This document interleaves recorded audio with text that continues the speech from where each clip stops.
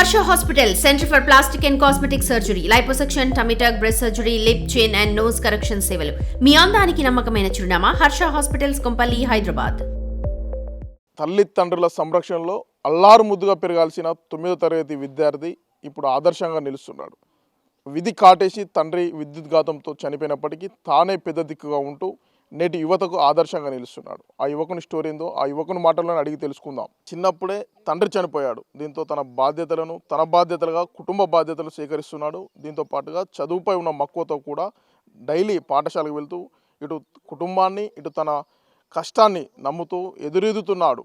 అతనే చూసుకోవచ్చు విజువల్లో. వేమూరు గ్రామానికి చెందిన చరణ్. ఇతను పూసపల్లి పాఠశాలలో 9వ తరగతి చదువుతున్నాడు. చిన్నప్పుడే తండ్రి విద్యుత్ షాక్తో చనిపోవడంతో కుటుంబంలో ఆర్థిక పరిస్థితులు ఎదురవడంతో తానే నేరుగా తాటి చెట్టు ఎక్కుతూ ప్రాణాలను అరిచేతిలో పెట్టుకొని కూడా తాటి చెట్టు ఎక్కుతూ కళ్ళు గీస్తూ కుటుంబానికి పెద్ద దిక్కుగా నిలుస్తున్నాడు. అల్లారు ముద్దుగా తల్లిదండ్రుల సమక్షంలో పెరగాల్సిన చరణ్ కష్టాన్ని నమ్ముకొని ఇటు తన కష్టానికి ఎన్ని అడ్డంకులు ఎదురైనా కూడా నేటి యువతకు రోల్ మోడల్గా నిలుస్తున్నాడు.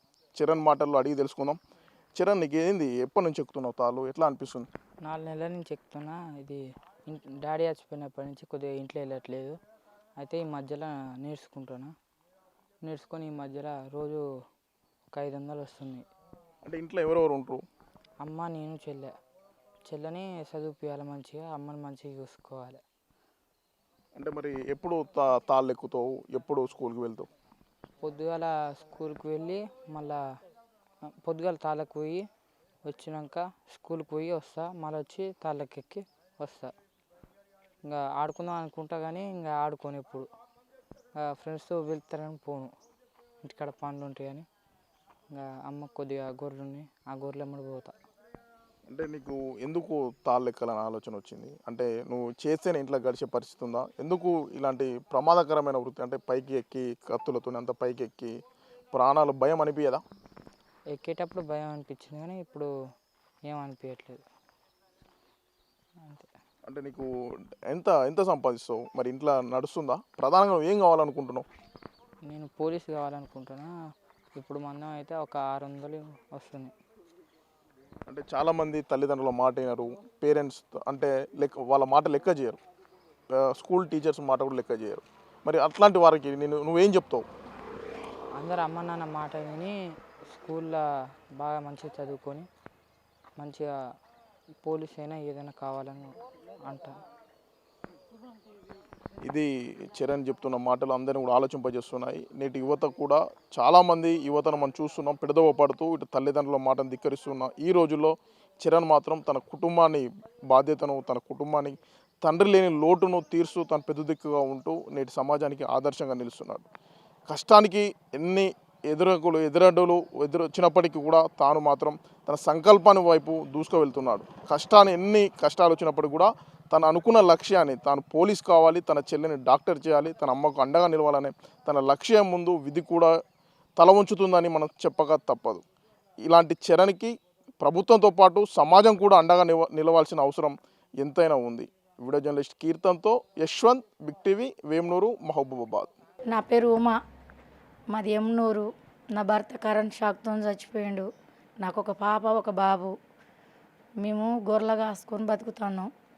చిన్నప్పటి నుంచి పిల్లలు చూసి మా అమ్మ ఒకతే ఇబ్బంది పడుతుందని మా బాబు తాళ్ళెక్కుతాడు. నా కష్టం చూసి తాళ్ళెక్కి బడికి పోతాడు మా బాబు. ఇంకా ఆయన కొద్దిగా బడికి పోయి వచ్చినాక ఆదివారం గిట్ట సెలవులు గిట్ల ఉంటే అమ్మ రోజు పోతుంది కదా అని మళ్ళీ గొర్రెలకు వస్తాడు. ఒక్కరోజు కూడా నేను ఆడుకుంటాను, పోతా, ఆటు పోతా, ఇటు పోతాను, చిల్లర తిరగడు. నా చుట్టే తిరుగుకుంటా, నాతోనే పని చేసుకుంటా, చెరువు పని చేసుకుంటాను. పాపని హాస్టల్లో వేసినాం. పాప హాస్టల్లో చదువుకుంటుంది, బాబు నాతోనే ఉండి చెరువు పని చేసుకుంటాను, స్కూల్కి పోతాడు. పాపని మంచిగా చదివించుకుంటాను. ఆమెకు పెళ్లి వేసి వస్తుంది. ఇప్పుడు ఎవరన్నా మాకైతే పెళ్ళికి కట్నం ఇచ్చేంత స్తోమత అయితే లేదు. ఎవరన్నా దయచేసి మా పాపకు కట్నం ఇచ్చేంత సాయం చేసేదే కోరుకుంటాను. నేను చరణ్ అలా నాయన చచ్చిపోయాడు. అయితే ఇటు చదువుకుంటాడు, ఇటు గొర్రెలు, ఇటు బర్రెలు 2 బర్రెలు ఉన్నాయి. ఆయన పని చేసుకొని బత్తా అంటే చిన్న పిల్లగా న్యాయమాట తాకితే మరి చదువు ఆపుతలేదా అయ్యా అని అంటే చదువుతాను కానీ పెనైనా మరి నేను చదువుకుంటే నాకు ఉద్యోగం మన కుల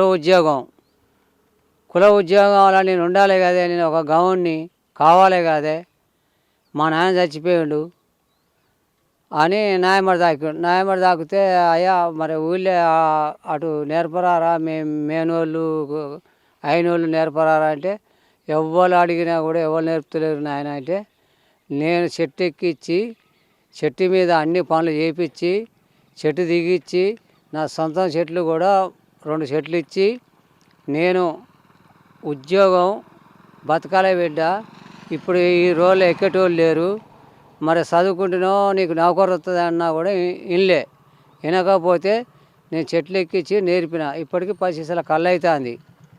మంచిగా పెనైనా తిరుగుతాడు, మంచిగా అటు చదువుకుపోతాడు, ఇటు తాళ్ళు ఎక్కుతాడు, కష్టపడతాడు, ఇటు గొర్రెలు అటు బర్రెలు అన్ని విధాలు చూసుకొని పిల్లగాడు ధన సాంబతిగా బతాడు. నా పేరు తెచ్చుకోవాలని నేను ఆయన పిల్లగాని మీద కావసి పెట్టి నేను నేర్పుకుంటా చేరుతాను.